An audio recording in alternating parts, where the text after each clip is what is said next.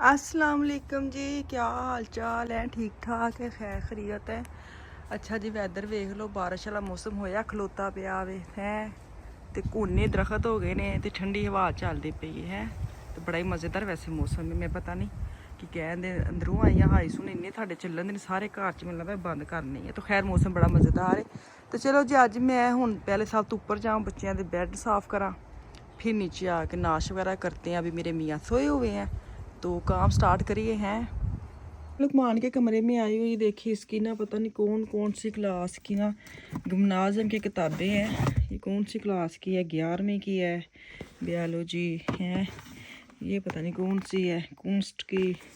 इसने ना क्या किया है, इसने ये क्योंकि हम लोग खुद खरीदते हैं ना, तो इसने ये आप ना बेच भी सकते हैं। और ये इसी चक्कर में इसने रखी मैं बेच दूंगा और बेचता भी मैं फेंकता। ये देखे 2021 2022 पता नहीं की है।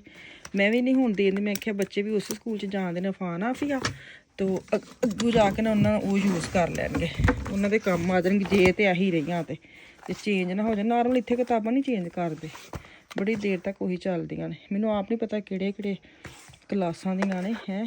तो मैं करने लगी इसको सब को ना उस दराज में शिफ्ट, और ये दराज करने लगी खाली, क्योंकि यहाँ का ये अफान की किताबों का बॉक्स है ना, वो उसने उधर रखा होता है और फिर ये दराज खुलता नहीं है।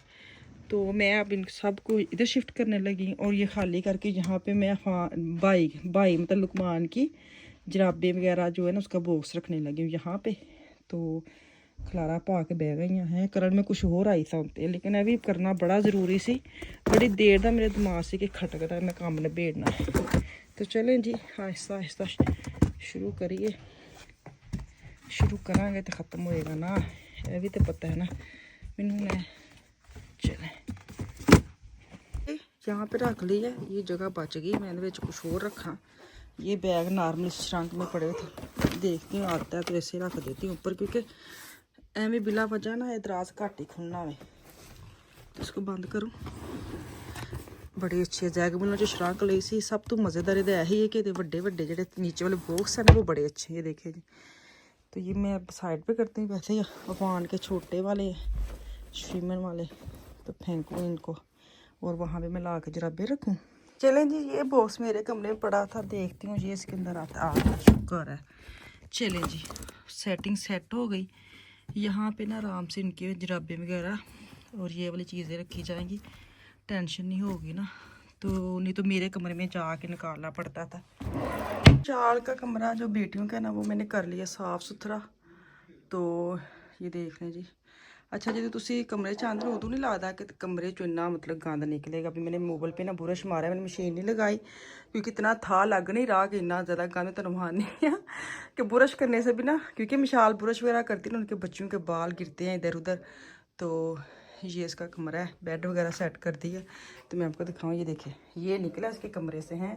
लगता नहीं सी मैनू कि कमरे कोई गंद होना, लेकिन जब आप बुरश वगैरह करते हैं ना फिर बड़ा निकलता है, छोटा छोटा बहुत ज़्यादा।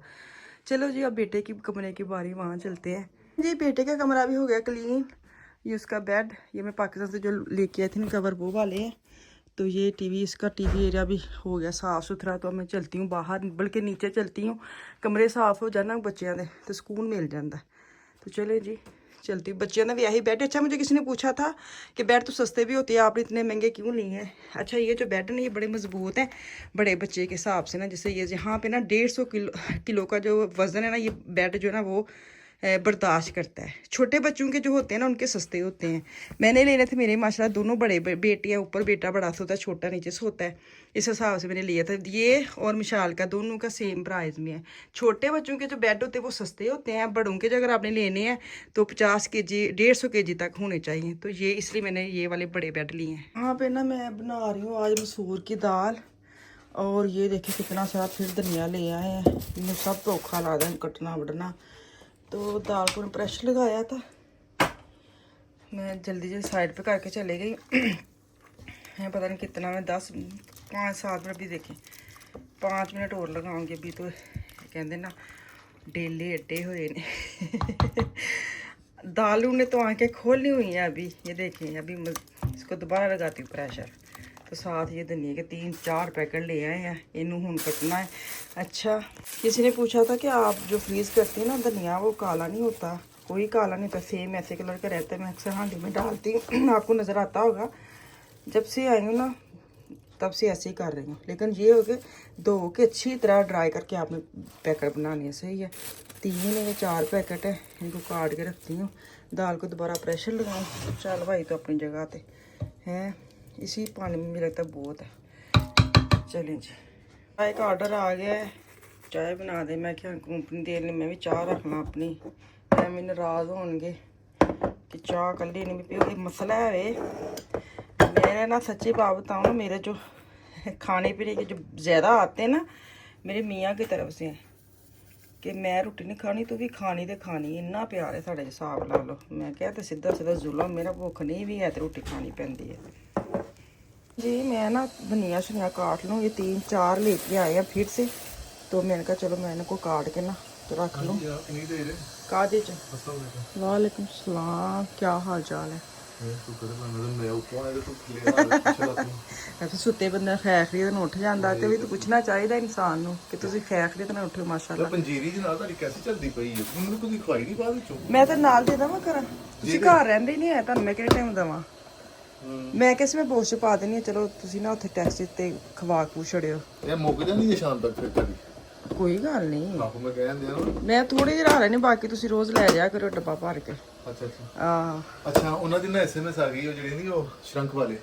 ਅੱਛਾ, ਸ਼ੁਕਰ ਹੈ ਤੁਸੀਂ ਸਹੀ ਸੋ ਕਿ 27 ਨੂੰ ਆਣੀ ਹੈ। ਨਹੀਂ, ਮੈਂ ਇਹ ਰੋਲਾ ਪਾਇਆ, ਉਹਨਾਂ ਨੇ ਮੈਨੂੰ ਕਿਹਾ ਸੀ ਜਾਂ 27ਵੇਂ ਹਫਤਿਆਂ ਨਹੀਂ ਤੇ ਜਾਂ 27 ਨੂੰ ਆਈ, ਤੇ 27 ਤਰੀਕ ਨੂੰ ਆਈ ਹੈ। ਅੱਜ 27 ਤਰੀਕ ਹੈ। ਅੱਜ ਬਿਲਕੁਲ 27 ਹਾਏ ਸ਼ੁਕਰ ਹੈ। ਚਲੋ ਤੁਸੀਂ ਇਕੱਲੇ ਨਾ ਜਾਵੇਂ, ਤਾਂ ਨਾਲ ਜਾਣੀ ਆ। ਮੈਂ ਨਾ ਹੁਣ ਸਵਾਰੀ ਕਰਨ ਚੱਲਾ, ਹੁਣ ਮੈਨੂੰ ਨਹੀਂ ਪਤਾ ਸਵਾਰੀ ਕਿੱਧਰ ਦੀ ਹੈ, ਤੇ ਅਗਰ ਤੇ ਉਧਰਲੇ ਬਣੇ ਹੈ ਕਿਤੇ ਹੋਈ, ਹਾਂ ਹਾਂ, ਤੇ ਮੈਨੂੰ ਹੈ ਕਿ ਫਿਰ ਮੈਂ ਘਰ ਆਵਾਂ, ਤੈਨੂੰ ਚੁੱਕਾ ਤੇ ਵਾਪਸ ਜਾਵਾਂ। ਤੇ ਭਾਰੀ ਹੋਣੀ ਹੈ, ਮੈਂ ਇਸ ਲਈ ਕਹਿਣ ਦਈ ਹਾਂ।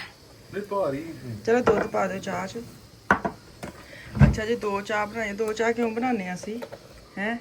ਤਾਜ਼ਾ ਮੈਸੇਜ ਆਇਆ, ਆਨਸਰ ਦਿਓ ਜ਼ਰਾ ਅੱਛੇ ਬੱਚੇ ਬਣ ਕੇ। ਅੱਛਾ ਇੱਧਰ ਖਾ ਦੋ ਨਾ ਤੁਸੀਂ। ਇੱਥੇ ਹੈਗੀ ਹੈ 0.3 ਹਾਂ, ਫੈਟ ਕਹਿੰਦੇ ਨੇ, ਕੀ ਕਹਿੰਦੇ ਘੱਟ ਫੈਟ ਵਾਲਾ ਦੁੱਧ, ਮਤਲਬ ਪਤਲਾ ਹੀ ਦੁੱਧ ਕਹਿ ਲਓ, ਪਾਣੀ ਪਾ ਕੇ ਦੋ। ਤੇ ਮੈਂ ਪੀਣਾ ਵਾ 3.5 ਵਾਲਾ। ਇਹ ਖਾਲਸ ਪੀਂਦੇ ਨੇ, ਮੈਂ ਜਿਹੜੇ ਦੁੱਧ ਹੀ ਪਾਣੀ ਪਾ ਕੇ ਦਿੰਦੇ ਨਾ ਪਾਕਿਸਤਾਨ, ਮੈਂ ਉਹ ਵਾਲਾ ਪੀਂਦੀ ਹਾਂ। ਮੈਂ ਹੀ ਸਮਝਦੀ ਮੈਂ ਪਾਕਿਸਤਾਨ ਹਾਂ, ਤੇ ਮੈਂ ਨਾ ਚਾਹ 'ਚ ਚੀਨੀ ਵੀ ਨਹੀਂ ਪਾਉਂਦੀ, ਆ ਚੀਨੀ ਪਾਉਂਦੇ ਨੇ, ਇਸ ਲਈ ਮੈਨੂੰ ਹੁੰਦਾ ਵੇ। ਦੂਸਰਾ ਮੇਰਾ ਇਹ ਵਾਲਾ, ਹਾਂ ਇਹ ਕਹਿ ਬਣਾ ਲੈਕਟੋਜ਼ ਫਰਾਈ ਵੇ।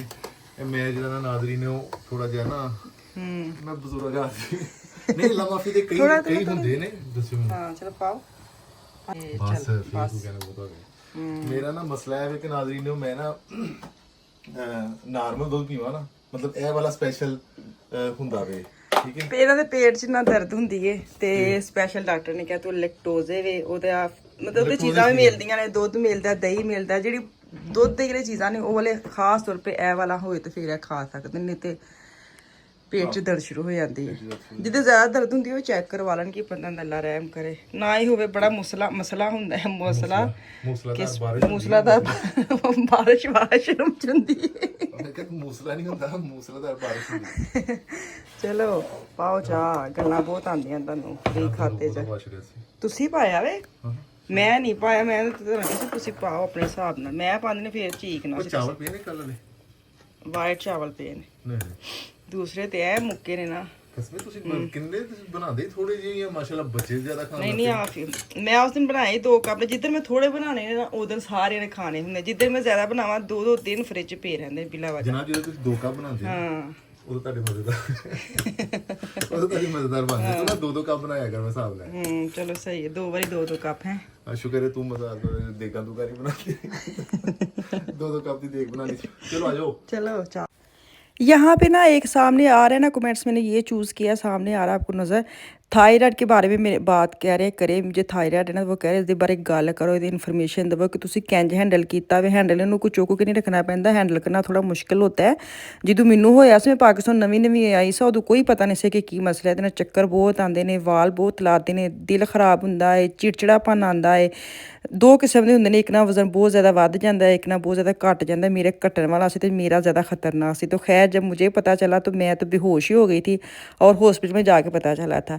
फिर क्या किया कि उन्होंने खून लेते थे, हर 3 महीने के बाद मेरा वो खून लेते हैं और जो है ना उन्होंने फिर कहा था कि या तो आपके गले का ऑपरेशन होगा या आपकी थेरापी होगी। तो मैंने क्या किया कि थेरापी जो है ना वो तकरीबन 5 दिन आपको एक कमरे में रहना पड़ना था बच्चों को मिले बगैर। अगर आप ऑपरेशन करवाते हैं तो फिर गले का कट का निशान रहता है। तो मैंने यही चूज़ किया कि मैं बच्चों के बगैर रह लूँगी। तो मैंने 2008 में मैं करवाई थी। तो उसके बाद क्या हुआ कि मुझे अब टैबलेट लगे पूरी ज़िंदगी खाने के लिए, जो सुबह मैं नाश्ते से आधा घंटा पहले खाती हूँ। तो वो हर 3 महीने के बाद आपने डॉक्टर के पास जाना है, खून देना है, फिर वो आपको बताते हैं कि तुसी कितने ग्राम मिलीग्राम ना टैबलेट खानी है। तो मेरी कम ज़्यादा होती रहती है। तो इसके लिए ना आपको पाकिस्तान में बहुत ज़्यादा है लेकिन नॉलेज वहाँ पे बहुत कम है। तो ये आप ना डॉक्टर को खुद कह के चेक करवाया करें। जब आपको फीलिंग होने लग जाए ना कि आपके बाल बहुत गिर रहे हैं, चिड़चिड़ापन आ गया या तेरा वेट बहुत ज़्यादा होन दिया वे, बहुत एकदम घट गया है, अगर घट जाए ना तो बहुत ज़्यादा खराब होंदा वे, स्किन ਤੁਹਾਡੀ लूज हो जाती है, ਤੁਹਾਡੇ चेहरे ਤੇ ਰਿੰਕਲ आ ਜਾਂਦੇ ਨੇ ਤੇ स्ट्रेस बहुत होने लग पैंदी है, कोई काम करने ਨੂੰ दिल नहीं करता, जिस्म थक्या थक्या रहता। तो ऐसी अगर आपके पास निशानी आती है ना तो आप ज़रूर जाकर डॉक्टर को चेक करवाएं और उनको बोलें कि मैं सिर्फ यही चेकअप करवाना है थायराइड का ना, फिर आपको पता चलेगा। क्योंकि यहाँ पे बहुत ज़्यादा है और यहाँ पे नॉलेज भी बहुत ज़्यादा है। पाकिस्तान में बहुत ज़्यादा लोगों को ज़रूर होना है लेकिन इतना इल्म नहीं है उनको कि वो क्या करें। तो चलो जी, इत्थे मैनू तो भी इजाज़त, वापस आऊँगी कल। अल्लाह हाफिज़।